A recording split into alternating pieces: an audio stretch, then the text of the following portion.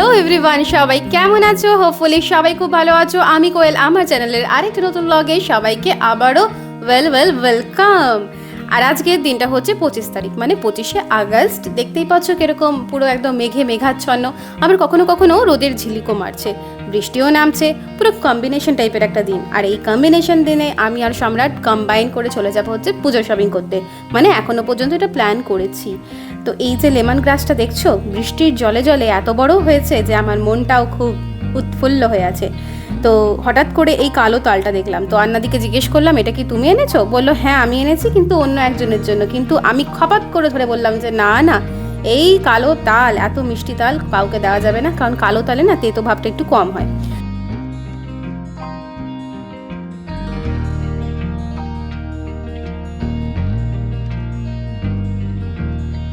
বাগানটাকে একটু পরিষ্কার করা হয়েছে। আসলে এত ঘাস হয়েছিল যে একটা ছুঁচ পড়লেও মনে খুঁজে পাওয়া যেত না। তো একটুও মাটির দেখাও পাচ্ছিলাম না, তাই ভাবলাম সামনের দিকটা যতটা যাওয়ার প্রয়োজন হয় ততটা একটু পরিষ্কার করিয়ে নিই। আর ওই সাইডে ঘাসপালাগুলোর ওপরে এমন কুমড়ো গাছের আকর্ষণ জড়িয়েছে যে ওগুলো যদি উঠানো হয় তাহলে কিন্তু কুমড়ো গাছটা মারা পড়বে। আর এত সুন্দর যখন লতিয়েছে গাছটা, তো একে বেকার মারার দরকার কি আছে? তাই ওর মতো ওইদিকে লতাক, আর আমার যতটুকু প্রয়োজন ততটুকু আমি পরিষ্কার করে নিয়েছি। যেরকম এই লেবু গাছের তলাটা, এই জায়গাটা একটু পরিষ্কার করার দরকার ছিল, কারণ ভেতরে প্রচুর লেবু হয়ে আছে, যেগুলো কিন্তু এই ঘাসপালা হয়ে যাওয়াতে আর পাওয়া যাচ্ছিল না। যাই হোক, পরিষ্কার করে দেওয়াতে আরেকটা ভালো হয়েছে এই বিড়ালগুলোর জন্য। বেচারা মনের সুখে আনন্দে এই ঝাপাঝাপি করতে পারছে, গাছে উঠতে পারছে। এমনিতেই বিড়াল একটু বেশি পরিষ্কার পরিচ্ছন্ন প্রাণী, ঝকঝকে তকতকে জায়গা ওদের বেশ পছন্দ। রিসেন্টলি একটা পাকা কুমড়ো কিনেছিলাম, তার থেকে 4-5টা বীজ আমি কিন্তু এখানে লাগিয়ে দিয়েছিলাম। দেখো দু জায়গায় কি সুন্দর দুটো কুমড়ো গাছ গজিয়েছে। যখন ওই দিকের কুমড়ো গাছটা একটু মরো হয়ে যাবে, তখন এই দিকের কুমড়ো গাছটা কিন্তু লতাতে শুরু করবে। ভালো আইডিয়া না? একদিকে মরলো তো আরেকদিকে বাঁচলো। আর একটা নয়নতারা গাছও লাগিয়েছি এই ফাঁকে।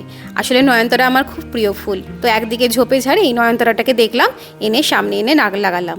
আর এদিকে ভেন্ডি তোলা সকালবেলা আমার একটা অভ্যাস হয়ে দাঁড়িয়েছে। যেদিনকে ভেন্ডি পাই না, মনটা কীরকম খারাপ হয়ে যায়। আবার যেদিনকে ভেন্ডি পাই সেদিনকে একটা ভেন্ডি পেলেও যেন আনন্দ লাগে। তো একটা দুটো ভেন্ডি যেদিনকে পাই সেদিনকে ফ্রিজের মধ্যে ওগুলোকে জমিয়ে রাখি, তারপরের দিন বা তারপরের দিন একসাথে যদি 8-9টা হয় তখন গিয়ে রান্না করি।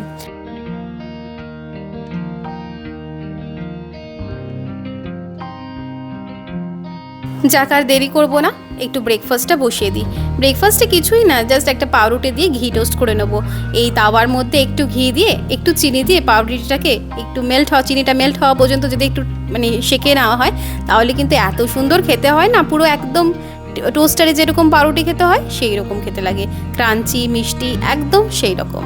তো যাই হোক, একদম সহজে যখন ব্রেকফাস্টটা হয়ে গেল, তো ভাবলাম আজকে আর রান্না করবো না, সম্রাটকে বলবো পুজোর যখন শপিং করতেই যাচ্ছি বাইরে থেকে খাবারটা কিনে নেব।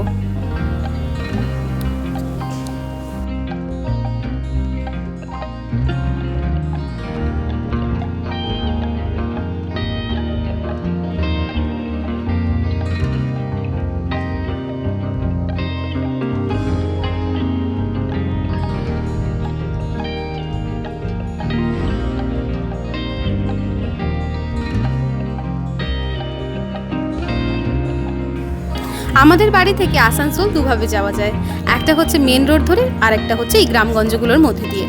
দেখা যায় গ্রামগঞ্জগুলোর মধ্যে দিয়ে গেলে সময়টা খানিকটা কম লাগে, আর পথের দৃশ্যও অসাধারণ। তাই দুয়ে মিলে আমরা দ্বিতীয় রাস্তাটাকেই চুজ করি যাওয়ার জন্যে। সম্রাট তো এটাকে মজা করে জঙ্গলমহল বলে, আর আমার নামটা কিন্তু বেশ পছন্দ হয়েছে, জঙ্গলমহল।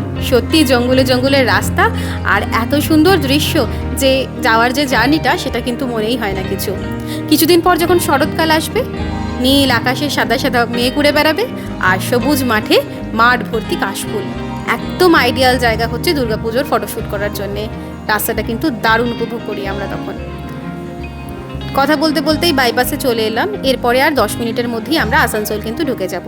আসানসোল ঢুকেই যেটা প্রথমে করব সেটা হচ্ছে লাঞ্চটা সেরে নেব, কারণ একবার লাঞ্চ হয়ে গেলে তখন নিশ্চিন্ত, যতক্ষণ খুশি শপিং করে বেড়াও।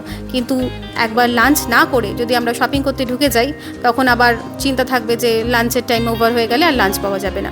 তাই জন্য আমি বাঙালিতে চলে এসেছি। এটা হচ্ছে মাদার টেরেসা রোডে, একদম পিয়ার মুখার্জি নার্সিং হোমের অপোজিটে। তো দেখা গেল যে আমি বাঙালিতে খাবারটা টেস্টি বলেই বোধ হয় এখানে এত ভিড় যে আমাদেরকে বললো 20 মিনিট ওয়েট করতে। তো বেকার বেকার 20 মিনিট ওয়েট না করে আমরা আরেকটা রেস্টুরেন্টে চলে গেলাম, সেটা হচ্ছে তৃপ্তি রেস্টুরেন্ট। এখানকার খাবারটাও বেশ ভালো, আমি আগেও এখানকার খাবার খেয়েছি।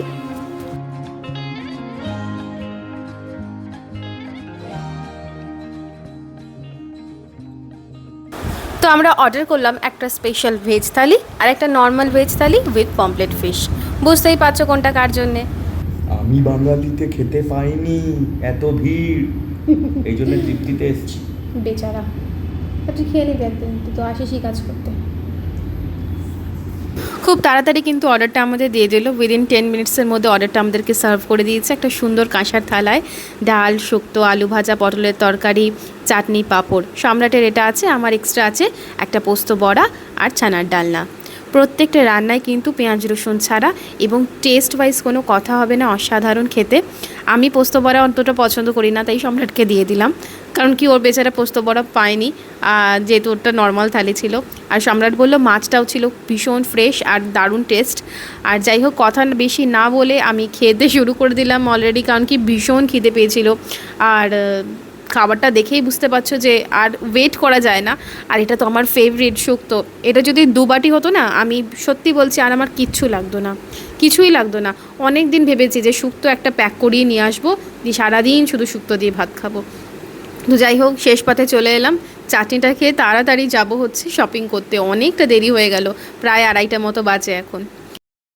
পুজোর বাজার করতে এলেই সবথেকে বেশি যেটা মনে পড়ে এখন, সেটা হচ্ছে বাবার সাথে বাজার করতে আসা আসানসোলে। বাবা ছোটোবেলাতে এই লোকাল মার্কেট, মানে আমাদের আমলাদহি মার্কেট থেকেই আমাদেরকে জামাকাপড় কিনে দিতেন। কিন্তু যখন একটু একটু করে বড় হয়েছি, নিজের একটা ফ্যাশন সেন্স এসছে বা অন্যের দেখা দেখি জামাকাপড় পরতে শিখছি, তখন বাবাকে নিয়ে যেতাম, না না এখানে না, চলো আসানসোলে গিয়ে আমাদের জামাকাপড় কিনে দেবে। তো বাবাও নিয়ে আসতেন আমাদেরকে। প্রচণ্ড ভিড় হতো তখন পুজোর সময়, মানে সেই ভিড়ে চাপাচাপি, ঠেলাঠেলি, মানে মারপিটের মতো অবস্থা। আর বোনেরও শরীর খারাপ হয়ে যেত, কিন্তু তাও আমরা দুজনেই বলতাম না আসানসোল থেকেই কিনবো। বাবাও কিন্তু আমাদের নিয়ে আসতেন। তো যাই হোক, ভিড়ের মধ্যে ঠেলাঠেলি করে একটা দুটো জামা কেনার পরে বাবা আমাদেরকে নিয়ে যেতেন হচ্ছে মাধুরী দোকানে। সেই মাধুরীতে পাওয়া যায় ছোলা বাটোরা, এবং ছোলা বাটোরা খেয়ে তারপরে আমরা বাসে চেপে বাড়ি চলে আসতাম। দিনগুলো আজ হয়তো স্মৃতি হয়ে গেছে, কিন্তু সেই সময়টা, সেই কাটানো দিনগুলো এখনও কিন্তু একই রকমভাবে আমার যখনই মনে হয় তখনই একই রকম আনন্দ হয়। তো আমরা প্রথমে গেছিলাম গ্যালাক্সি মলে, সেখানে ইজি বাইক বলে একটা দোকান খুঁজে পেলাম। তো দেখলাম পকেট ফ্রেন্ডলি বেশ জামা কাপড়গুলো আর কালেকশনগুলো বেশ ভালো। তো অর্ধেকটা ওখান থেকে শপিং করলাম, আর তারপরে এলাম আমরা সেন্ট্রামে। এখানে এসে এই ঘর সাজাবার দোকানটার সামনে এসেই আমি কাঁচের জানলায় আটকে যাই, কি সুন্দর দেখতে। তারপরে জুডিওতে একটু ঢুকলাম, কিন্তু সেরকম আমার জামা কাপড়গুলো আমার মতো, আমার স্টাইলের নয় জামা কাপড়গুলো, তো সেখান থেকে কিছু কেনা হলো না। তো অন্য একটা দোকান থেকে জামা কিনলাম বটে। তো ব্যাস, জামা কেনার সাথে সাথে সম্রাট ওখানে বিলিং করছে আর আমি এখানে সেলফি তুলছি। আমাদের একটা জিনিস বাকি রয়ে গেল, সেটা হচ্ছে আমাদের দুজনের জুতো। আর এই জুতোর দোকানটাতে ঢুকে আমি তো ভাবলাম একটা জুতো ট্রাই করব, কিন্তু হঠাৎ করে এত জুতোর গন্ধ যে আমার শরীরটা একদমই হঠাৎ করে খারাপ হয়ে গেল। এত ডাস্ট অ্যালার্জি হচ্ছিল যে আমি আর জুতো কিনতে পারলাম না। তো আমাদের ফিরতে ফিরতে মোটামুটি 8টা সাড়ে 8টা বেজে গেছিল। এসেই দেখতে পাচ্ছ টাইগারের সাথে খেলা চালু, কারণ কি এতক্ষণ ওকে একা ছেড়ে গেছিলাম, তো কিছু তো কম্পেনসেট করতেই হয় বেচারার সাথে, তাই জন্য ওকে নিয়ে খেলা।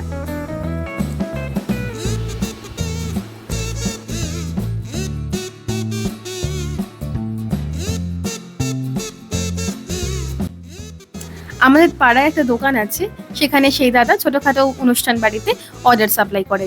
এই ধরুন নানপুরি তরকারি বা লুচি তরকারি। তো মাঝে মাঝে কি করে, সম্রাটকে ফোন করে জিজ্ঞেস করে, দাদা আপনার কিছু লাগবে, আমার একটা অর্ডার আছে। তো তখন এক্সট্রা করে বানিয়ে নেয়, দিয়ে সম্রাটকে ওইটা সেল করে দেয়। তো আজকেও সেরকমই একইভাবে ফোন করলো যে আজকে দাদা নানপুরি হয়েছে আর আলুর দম হয়েছে, আপনার কি লাগবেন? তো আমরা ভাবলাম যে একে তো আমরা ঠকেই আছি, তো ঠিক আছে যদি ওটা চলে আসে আর সাথে একটুখানি ডেজার্ট হিসেবে পায়েস বানিয়ে নিই, ব্যাস তাহলেই আমাদের ডিনার কমপ্লিট হয়ে যাবে। অন্যান্য রান্নাগুলো মোটামুটি সড়গড় হলেও অনেক দিন আমি কিন্তু পায়েস বানাতাম না। মানে একবার পায়েস বানাতে গিয়ে লেগে গেছিলো না, কি হয়েছিল আমার ঠিক মনে নেই। তো সেই ভয়ে আমি আর পায়েসটা বানাতাম না। তো মা বলতো পায়েস লেগে যাওয়া বা পুড়ে যাওয়া সংসারের জন্য অমঙ্গল। তারপরে পুরনো ম্যাগাজিন থেকে একটা রেসিপি জোগাড় করলাম। 1 প্যাকেট দুধে 1.5 মুঠো চাল আর 3 মুঠো চিনি, তাহলেই কিন্তু পায়েস রেডি হয়ে যাবে। ব্যাস সেই মতো বানাতে শুরু করলাম, এখন আর পায়েস বানাতে একটুও ভয় করে না। এই ছোট ছোট টিপসগুলো কিন্তু আমাদের হামেশাই কাজে লেগে যায়।